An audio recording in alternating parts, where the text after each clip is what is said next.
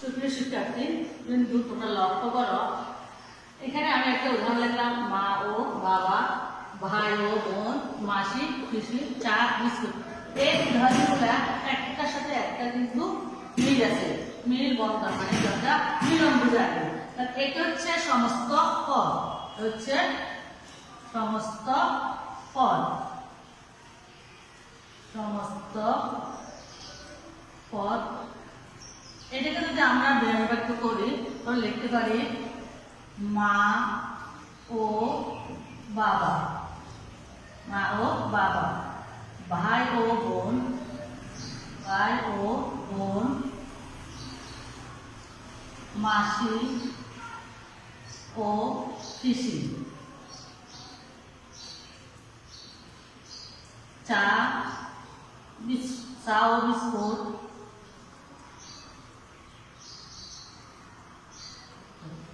দেখো এখানে মা ও বাবা, তাহলে মা আমাদের কাছে যেমন প্রাধান্য পায় বাবাও প্রাধান্য পায়। সুতরাং আমরা বলতে পারি যে সমাসে সমান পদের দুইটি অর্থহীন দুটি পদের প্রাধান্য পায় তাকে বলা হয় দ্বন্দ্ব সমাস। তাহলে লিখলাম যে সমাসে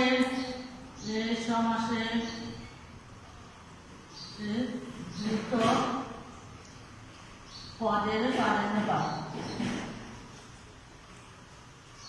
প্রাধান্য প্রায়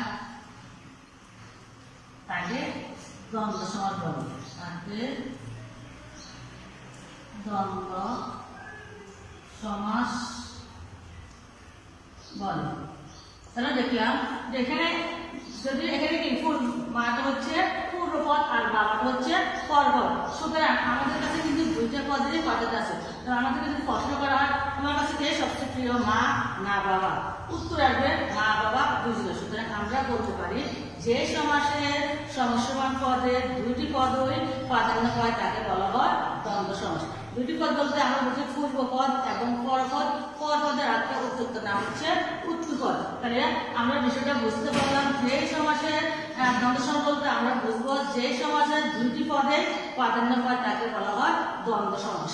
এবার আসো এটা তোমাদের এক্সামে আসবে, তাহলে দিয়ে দিতে পারে মাসি পিসি, এটা কি ধরনের দ্বন্দ্ব? তাহলে আমরা বলতে পারি যেটা বিবাহ বন্ধনে আবদ্ধ বা মিলনার্থে বোঝায় তাকে বলা হয় মিলনার্থক দ্বন্দ্ব সমাস। তাহলে আমরা এইগুলো উত্তর দিতে পারি কি মিলনার্থক দ্বন্দ্ব সমাস, মিলনার্থক দ্বন্দ্ব সমাস।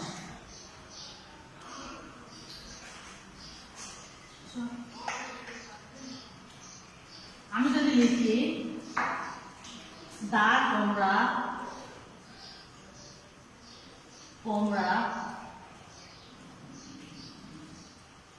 সাপে নেমে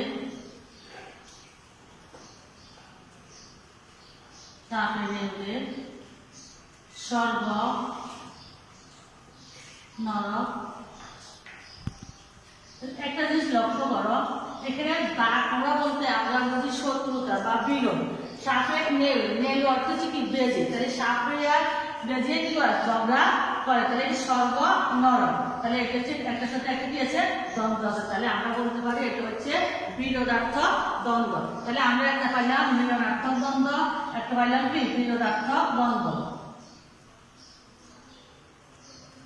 বিরোধার্থক দ্বন্দ্ব। তাহলে আমরা দ্বন্দ্ব সমাসের একটা পাইলাম মিলনার্থক দ্বন্দ্ব, একটা হইলাম কি বিরোধার্থক দ্বন্দ্ব।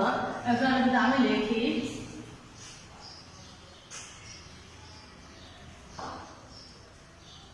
উঁচু নিচু,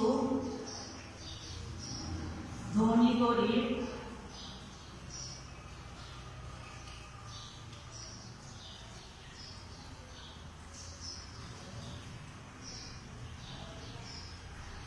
রাত দিন,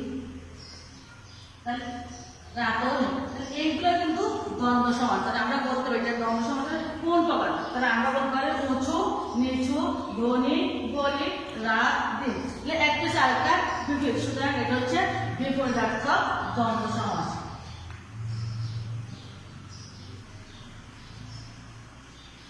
বিপরীতার্থক দ্বন্দ্ব সমাস।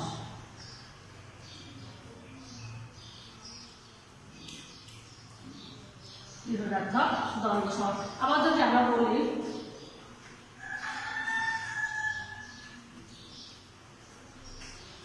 হাট বাজার রাজা বাদশাহ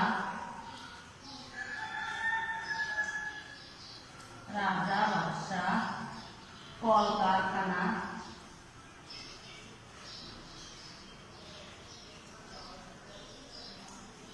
এটা কি বলতে পারেন হাট যেটা বাজার সেটা রাজা বাদশাহ একই অর্থে কলকারখানা তাহলে আমরা এটাকে বলতে পারি সমার্থক বা সমাসব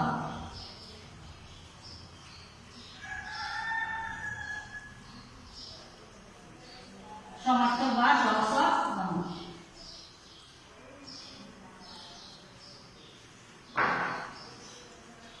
সুপ্রিয় শিক্ষার্থীবৃন্দু তাহলে আমরা জানলাম এই পাঠ থেকে আমরা জানলাম দ্বন্দ্ব সমাস কাকে বলে।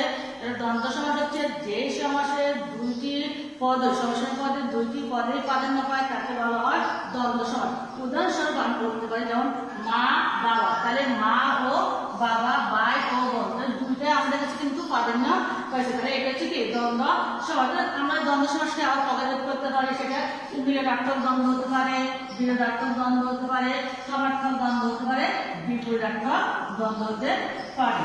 তাহলে আমরা বিষয়টা যখন আমরা খেয়াল করবো বা তোমরা যখন অত্যন্ত কেয়ারফুল ভাবে এটা করবে তাহলে কিন্তু নিশ্চয় তোমরা পারবে। তাহলে আমাদের কি সাধারণত দ্বন্দ্ব সমাসে ও আর এবং এই তিনটি অব্যয় ব্যবহৃত তাহলে আমরা সাধারণত দ্বন্দ্ব সমাসে ও আর এবং এই তিনটি অব্যয় ব্যবহৃত।